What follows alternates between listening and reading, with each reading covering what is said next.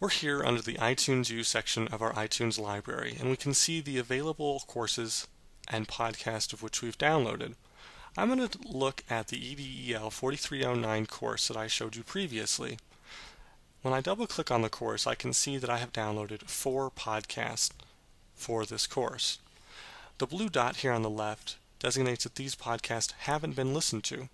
The great thing about iTunes Podcast is that it remembers and keeps track of the podcasts you've listened to, and if you started to listen to a podcast but haven't finished it, it will remember where you stopped, and so when you go back to that podcast, you can start up right where you left off. iTunesU also integrates well with iTunes and our iPod Touch, and will allow us to sync these podcasts to our iPod with minimal effort on our part. I'm going to show you how to do that now. You'll have to make sure that your iPod is connected to iTunes and is available under the Devices menu in iTunes as it is here. Select your iPod from the Devices menu and select the iTunesU tab at the top.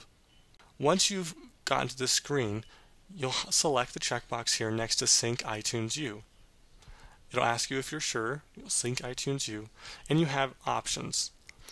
I'm going to select Automatically Include all unplayed podcasts of all collections.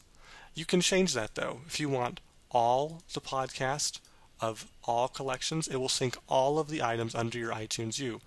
Although you can select selected collections, I'm just going to select the EDEL 4309, and when I click Apply, it'll sync those items to my iPod.